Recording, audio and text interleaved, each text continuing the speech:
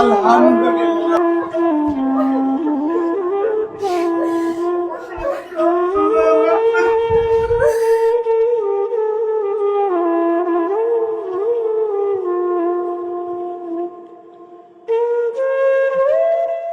চরম ঝুঁকি আর 10 ঘন্টার অস্ত্রোপচার। আমরা আস্তে আস্তে আস্তে মিডলাইনের দিকে আসবো এবং ল্যাটারাল অ্যাপ্রোচ থেকে আমরা যে স্টানোক্লেডোমাস্টয়েড মাসেল আছে সেটাকে স্প্লিট করে আমরা নার্ভটাকে আইডেন্টিফাই করার চেষ্টা করবো এবং তারপর আমরা স্কেলিটালাইজেশন করবো, অর্থাৎ পুরো গ্ল্যান্ড থেকে মাসেল এবং আন্ডারলাইং স্ট্রাকচারসগুলোকে সেপারেট করার পর টিউমারটাকে আমরা অপসারণ করার পরিকল্পনা করছি।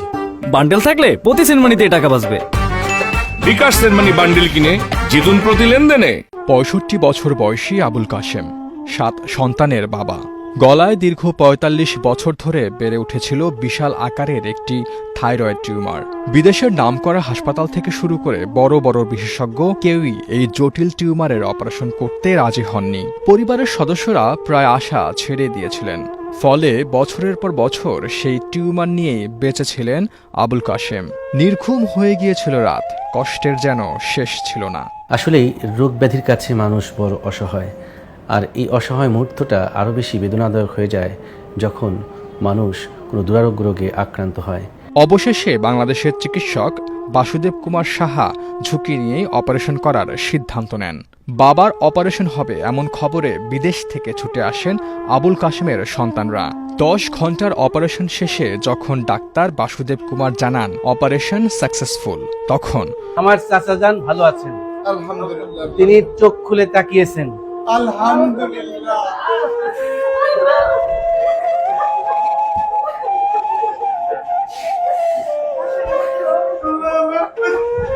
সবাই বুকফাটা কান্নায় আনন্দে আত্মহারা হয়ে সিজদায় পড়ে সৃষ্টিকর্তার কাছে শুকরিয়া আদায় করলেন। সারা জীবনের জন্য আপনি আমাদের ঋণী করে দিলেন ভাই। আপনি খুশি না? অপারেশন সাকসেসফুল শুনে পরিবার যখন আনন্দে ভাসছিলেন, তখন হাউমাউ করে বাবা বাবা বলে কাঁদছিলেন ডাক্তার বাসুদেব। তিনি তার অভিব্যক্তিতে জানান, আমিও আমার বাবাকে অনেক ভালোবাসি। 3 মাস হলো বাবা আমাকে ছেড়ে চলে গেছেন পরপারে। একটা বারের জন্য ভুলতে পারিনি বাবাকে। মনে হলো বাবা ওপার থেকে আমার অপারেশন করাটা দেখছিল, তাই তো আমার আনন্দের বহিঃপ্রকাশটা যেন কান্নার মাঝে ফুটে উঠেছিল। বিশেষজ্ঞ টিমের সহায়তায় দীর্ঘ সময় ধরে সফলভাবে টিউমার অপারেশন সম্পন্ন করেন ডাক্তার বাসুদেব কুমার সাহা। বর্তমানে আবুল কাশেম সুস্থ আছেন এবং নতুন জীবনের স্বাদ পাচ্ছেন। এই ঘটনা আবারও প্রমাণ করল বাংলাদেশের চিকিৎসকরাও বড় বড় সাফল্য অর্জন করতে সক্ষম। ওয়ালাইকুম আসসালাম। আব্বাজান, আপনার অপারেশন সাকসেসফুল। আপনি এখন সম্পূর্ণ সুস্থ আছেন। দেখি আপনার কথা বলতে কোনো সমস্যা হচ্ছে কিনা আমরা একটু বোঝার চেষ্টা করব। আপনাদের বাড়ি কোথায়? আমাদের বাড়ি বুরুসুং থানা 12 আচ্ছা, আপনার কয় ছেলে মেয়ে? 4 ছেলে 3 মেয়ে। অপারেশনের পর আবুল কাশেম বলেন, 45 বছর ধরে এই টিউমার তার জীবনের কষ্টের কারণ ছিল। আল্লাহর রহমত এবং ডাক্তারদের সাহসী সিদ্ধান্তে নতুন জীবন ফিরে পেয়েছেন। আমার মুক্ত করছেন আল্লাহ। যদি আপনারা আমি নামাজ ফিরাম না, ঠিক আছে ঠিক আছে। আমি নামাজ ফিরা দোয়া করাম আপনার লেগে। আমি একদম মরণ আছিল। আমি যে কষ্ট পাইছি, একটু পানি খাইতাম পারছি না, ভাত খাইতাম পারছি না। কত কষ্টে আমি দিন কাটাইছি। কেউর বাড়িতে কোথাও গেছি না, আত্মীয় স্বজনের বাড়িতে সরমে। আল্লাহ আপনার উসিলে আমার এটা মাফ করছে।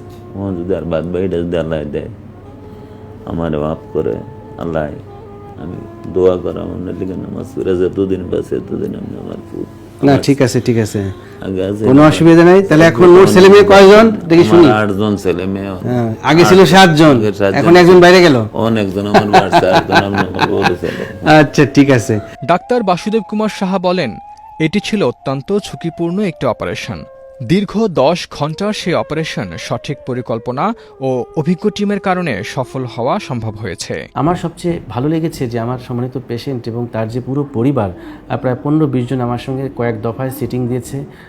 মানে এক ধরনের বৈঠক করেছেন, গোল টেবিল বৈঠকের মতন, অনেকটা সংলাপে বসার মতন। কয়েক দফায় তারা বসে আমাকে আমার হাতে হাত রেখে তারা বলেছেন যে ডক্টর, আপনার কোনো ভয় নেই, আমরা যে কোনো কিছু মেনে নিব, আপনি আপনার কাজটি সঠিকভাবে সম্পন্ন করুন এবং আমরা নিশ্চয়ই জয়ী হব।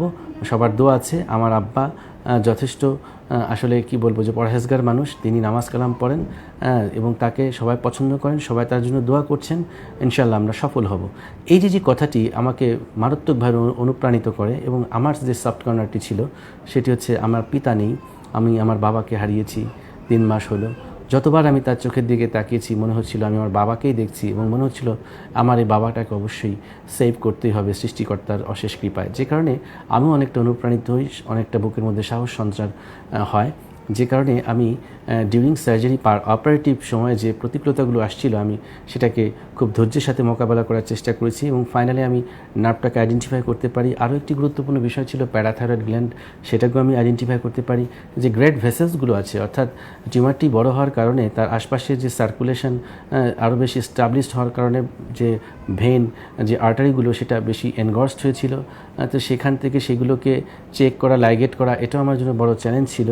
সবচেয়ে আনন্দের যে সংবাদ, এখানে অতিরিক্ত মাত্রায় কোনো রকম কোনো ব্লিডিংয়ের আমরা সুযোগ দেইনি, যে কারণে কোনো অতিরিক্ত রক্তক্ষরণও হয়নি।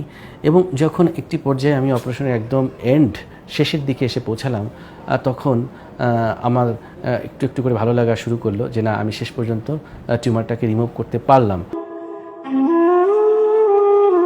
রুমান আকন, বাংলাদেশ প্রতিদিন।